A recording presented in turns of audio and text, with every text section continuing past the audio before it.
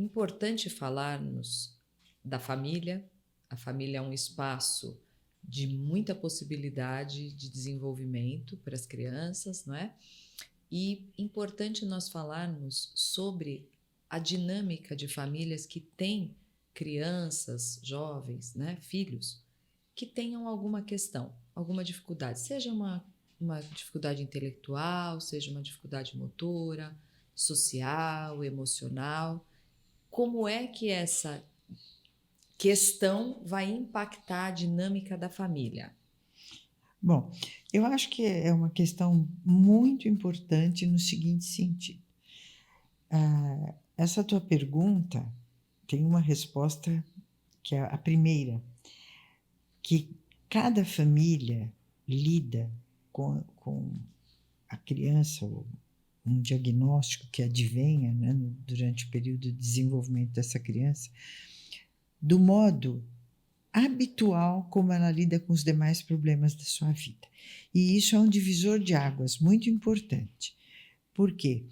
Há famílias, e claro, aí a gente está falando mais do casal, dos pais, que habitualmente, diante de um problema, entram num estresse emocional. Então, isso são características já pessoais que a pessoa tem para habitualmente lidar com os impactos da vida no geral.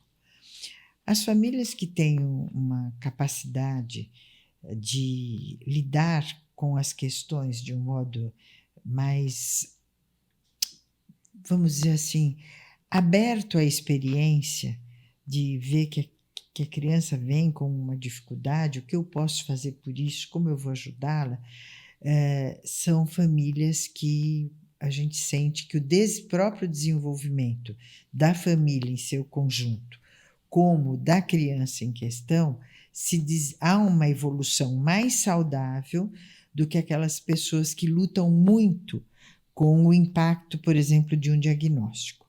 Muitos pais têm dificuldades por questões pessoais, como eu disse, tudo a gente compreende, tem que lidar com todas as questões, de consagrar e de perceber o que está acontecendo.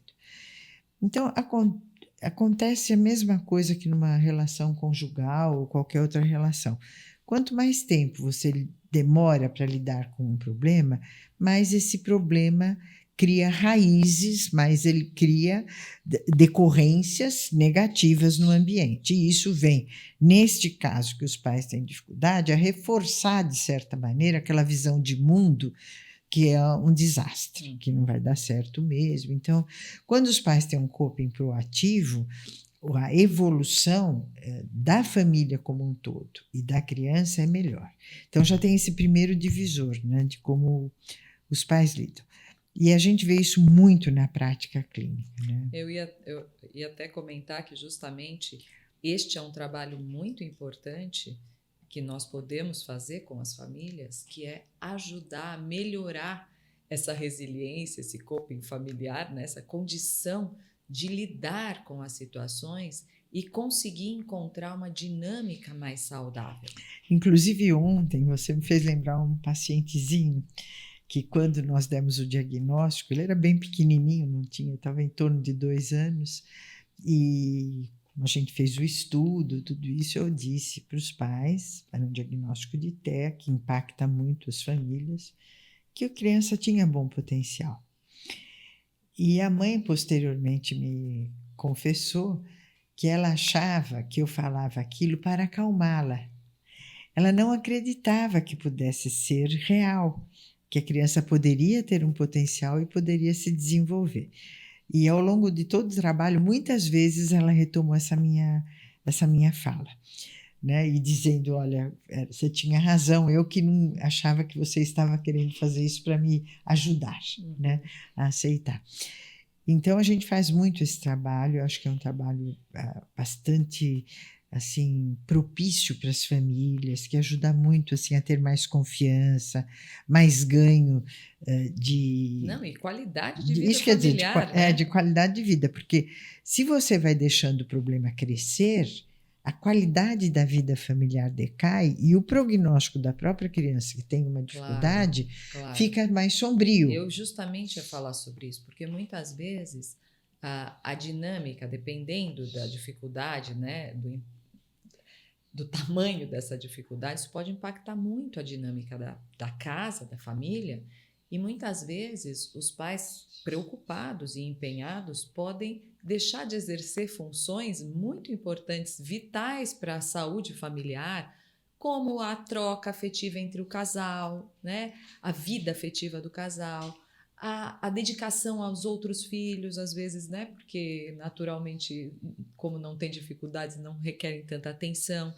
E acho que um dos problemas mais sérios é que aquela criança, aquele jovem, ele pode acabar ficando cristalizado nesse lugar também do doente, dependente, e isso pode hipotecar a própria capacidade dele de descobrir os potenciais dele, porque na hora que ele ocupa esse lugar, então todos vão tratá-lo como alguém que precisa de ajuda, como alguém que não pode gerir uma série de aspectos sozinho, e na verdade isso impede que ele possa realmente desenvolver esses aspectos, né? E essa dinâmica ela é muito complexa, porque no primeiro caso de famílias que podem lidar com o diagnóstico, a gente vem ajudando a ter um coping proativo, né, e ajudar, e sempre com o olhar na qualidade de vida familiar, que eu acho que é muito importante, há uma harmonia do desenvolvimento geral da família. No segundo caso, quando a criança fica no lugar da doença, ela não só está no lugar da própria dificuldade, como ela está catalisando toda a doença do grupo familiar. Então, ela também é duplamente penalizada, né, pelas suas próprias dificuldades, que podem ter até um bom potencial de desenvolvimento, e pelo depósito, entre aspas, que é feito inconscientemente. Então, o casal deixa de funcionar como casal, talvez já deixaria se não fosse por esse filho, mas então com este filho ele vai justificar, e os outros filhos, cada um por uma razão, deixa de ter sua própria vida. Então, a gente tem aí dois caminhos distintos, que eu digo, o da saúde e o da doença. Né? O da saúde é qualquer que seja o problema que nós tenhamos, nós podemos ajudar aquela pessoa a melhorar, e é uma oportunidade para a própria família evoluir nas suas perspectivas mais profundas de vida, de propósito de vida. De cada um encontrar o seu propósito, exatamente. E enquanto, quando você gira em torno da doença, não há saída, porque a doença se agrava. A criança com dificuldades, quando ela é super protegida pelo grupo familiar, ela não evolui. Não evolui. Mesmo que ela tenha muito bom potencial. Então, eu acho que esse é um tema que, se a gente não tratasse mais nada, ele é fundamental para ajudar as famílias a entender. Bom, eu primeiro preciso saber o que existe, para depois eu ver como eu vou lidar. E acho que tem um outro aspecto importante também que você trouxe, que claro que quando a gente consegue tratar de um problema mais precocemente, é muito mais fácil porque ele está menos cristalizado. No entanto, eu acho importante manter essa esperança, porque nós aqui recebemos casos de adultos, né, que vêm com dificuldades da vida toda, então tão cristalizada assim, e isso não impede que a pessoa possa evoluir, que a dinâmica familiar possa se modificar e que a gente possa conquistar uma dinâmica mais saudável, né? Uma qualidade de vida familiar. Eu até gostaria de trazer um exemplo, porque eu acho que é muito interessante. Veja, há bastante tempo atrás, mais de 8 anos talvez atrás, eu recebi um jovem, nós recebemos, aliás, aqui na clínica, um jovem com um autismo importante, com uma desadaptação social enorme. Ele havia terminado um ensino médio com muitas dificuldades e então estava em casa porque não havia perspectiva, a família também não vinha perspectiva, já que era uma pessoa que estava extremamente desadaptada, cheia de trejeitos, não tinha compreensão das situações, dos contextos, de si mesmo, das relações, não tinha nenhum tipo de habilidade porque eu conheço social. Com bom nível cognitivo. Exato, Embora tivesse um bom nível cognitivo, estava completamente desadaptado. Naquela época, esse jovem passava o dia caminhando pela casa, de um cômodo a outro, sem objetivo, repetidas vezes, né? E não conseguia se engajar em nenhuma atividade produtiva ou construtiva. E a gente começou o trabalho aqui e o trabalho avançou muito bem. E foi interessante como esse jovem foi aos poucos se compreendendo, entendendo o lugar dele no mundo, e a família também começou a abrir um espaço para que ele pudesse se desenvolver. E aos poucos ele foi começando a entender que tomar banho era algo importante para ele, escovar os dentes, arrumar a mesa, recolher o lixo, fazer compras, e aos poucos ele foi começando a conquistar a escolha de roupas, né? Vou escolher minhas roupas, porque até essa idade que ele tinha, já 20 e poucos, Acho que era 18, 19. 21, 21. ele nunca havia escolhido roupas, né? Eram os pais que compravam, ele nem se apercebia que era possível escolher a roupa que se vai usar e tudo isso. Então, foi uma conquista desse jovem de sair do lugar da doença ali, né? E poder se desenvolver, e ao mesmo tempo a família também pôde respirar mais tranquila, porque finalmente esse jovem conseguiu uma adaptação muito interessante, entrou depois no mercado de trabalho, não vou contar a história toda, mas entrou no mercado de trabalho, conseguiu se ajustar com grupos, né, sair, ter os seus grupos de trocas sociais, um bom desenvolvimento, muito bom.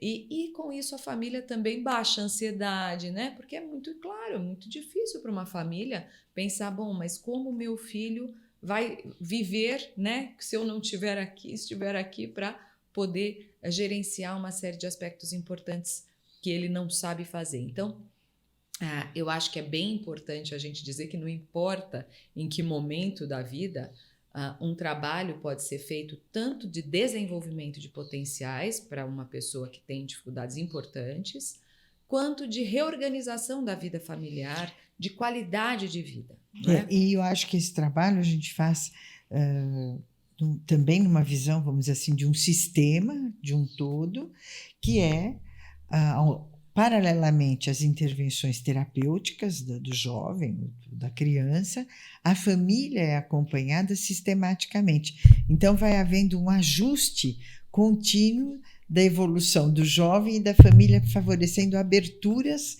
para que essa evolução ocorra. Então, é um trabalho feito a muitas mãos.